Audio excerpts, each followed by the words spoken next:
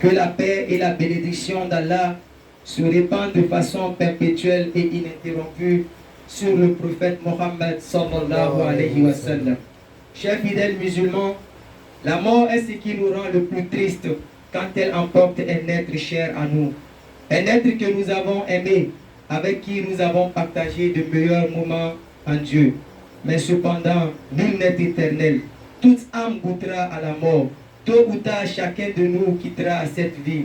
Allah dit pour cela dans la sourate al-Jumu'ah: قُلْ إِنَّ الْمَوْتَ الَّذِي تَفِرُّونَ مِنْهُ فَإِنَّهُ مُلَاقِيكُمْ ثُمَّ تُرَدُّونَ إِلَى عَالِمِ الْغَيْبِ وَالشَّهَادَةِ فَيُنَبِّئُكُم بِمَا كُنتُمْ تَعْمَلُونَ. La mort que vous fuyez va certes vous rencontrer. Ensuite, vous serez ramenés à celui qui connaît parfaitement le monde invisible et le monde visible et qui vous informera alors de ce que vous faisiez.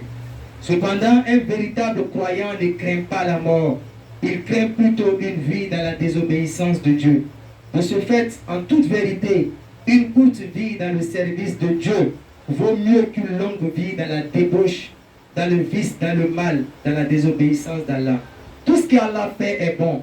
Même si Allah retire notre vie après 30 ans de vie seulement dans son agrément et son amour, cela nous vaut mieux que 100 ans de vie sans son agrément et son amour.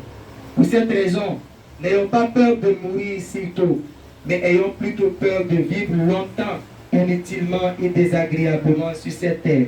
Car beaucoup d'entre nous vivent inutilement et désagréablement. Et très malheureusement, ils souhaitent que cette vie inutile se prolonge parce que simplement ils ont peur de mourir. La vie inutile, c'est la vie sans l'intimité de Dieu. Même si tu es milliardaire, ta vie est inutile sans Dieu. Et la vie désagréable, c'est de nuire ou faire mal aux créatures de Dieu. Même si tu es imam ou un homme de Dieu, ta vie est désagréable si tu nuis injustement aux gens.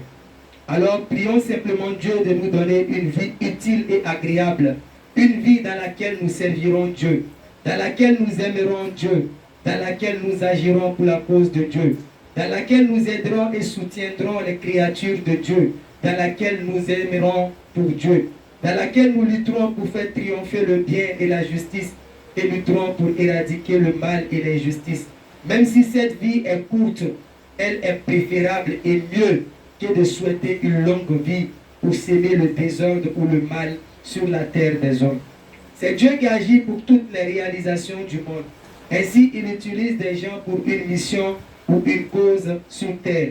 Et quand l'heure arrive, ces personnes quittent la terre pour un voyage éternel. Pour cela, chacun doit s'interroger à savoir quelle est sa mission sur la terre. Quelle est son importance sur la terre des hommes? Quel est son rôle que Dieu l'utilise pour jouer sur terre? Si tu ne trouves pas de réponse claire et favorable à ces questions, alors sache que tu vis une vie inutile et désagréable et ta vie n'en vaut pas la peine d'être vécue. Notre Seigneur Mohammed sallallahu alayhi wa sallam a vécu 63 ans seulement, mais ce temps lui aura suffi pour accomplir la volonté de Dieu pour l'humanité toute entière. Dieu n'aime personne plus que notre Seigneur Mohammed. Et si l'amour d'Allah était lié à une question de courte vie ou de longue vie, je vous assure que notre Seigneur Mustafa aura vécu longtemps plus que le prophète Nuh. La vie, c'est la volonté de Dieu pour une mission. Et la mort arrive quand cette mission prend fin. De ce fait, personne ne peut voir sa vie se prolonger d'une seconde quand sa mission qui lui a été confiée sur terre arrive à son terme.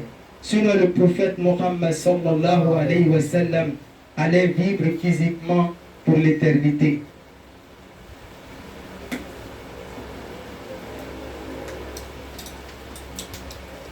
Car c'est l'être le plus adorable de l'existence. On aurait pour cela par amour souhaité qu'il vive éternellement pour que toute l'humanité puisse le voir et le toucher. Par ailleurs, si vous voyez quelqu'un encore longtemps en vie pour le service de Dieu, c'est que sa mission n'est pas encore arrivée à son terme. Comme il est le cas pour le chief imam, le docteur Cheikh Ousmane Nour Charboutou, qui est dans la centenaire et il est toujours actif pour la cause d'Allah. Pour cela, je suis surpris de voir certains musulmans ou de croyants penser que le mal Les sortilèges ou l'attaque maléfique peut conduire un homme à la mort sans la permission d'Allah. Allah dit dans la sourate Al-Tawbah, verset 51, قُلْ لَنْ يُصِيبَنَا إِلَّا مَا كَتَبَ اللَّهُ لَنَا هُوَ مَوْلَانَا وَعَلَى اللَّهِ فَلْيَتَوَكَّلِ الْمُؤْمِنُونَ. Nul mal ne vous atteindra en dehors de ce qu'Allah a prescrit pour vous. Il est votre protecteur. C'est en Allah que les croyants doivent faire confiance. Il dit également dans la sourate Al-Imran, verset 145, وَمَا كَانَ لِنَفْسٍ أَن تَمُوتَ إِلَّا بِإِذْنِ اللَّهِ كِتَابًا مُؤَجَّلًا. Nul ne peut mourir que par la permission de son Seigneur et au moment prédéterminé. Alors, personne ne peut faire du mal à son prochain sans la permission d'Allah. Surtout un homme qui agit pour la bonne cause dans la vie. Si un mal l'atteint et il meurt, c'est que cela provient de Dieu, car sa mission sur terre est arrivée à son terme. Mais si sa mission n'est pas encore arrivée à son terme, même si on l'explose avec la bombe atomique et qu'on lui lance tous les puissants sortilèges du monde, sans la permission d'Allah, la mort ne saurait l'emporter. Car la mort elle-même, elle fonctionne avec la permission d'Allah. Il va forcément accomplir la mission pour laquelle Dieu l'a créé avant de quitter cette vie. Personne ne peut empêcher la manifestation de la volonté d'Allah dans la vie d'un homme. Sur quel sens ou quelle importance auraient ces paroles que nous récitons toujours dans nos moments de zikr? La hawla wa la quwwata illa billah al-aliyyul azim. Alladhina qala lahum an-nasu inna an-nasa qad jama'u lakum fakhshawhum fazadahum imanan wa qalu hasbunallahu wa ni'mal wakeel. Pour cela, ne soyons pas inquiets pour la mort. Prions plutôt Dieu de nous choisir dans son amour et sa proximité afin de pouvoir vivre utilement et agréablement sur cette terre. Nous disons vraiment à Dieu de nous raffermir notre foi afin d'être des musulmans sincères et toujours croyants.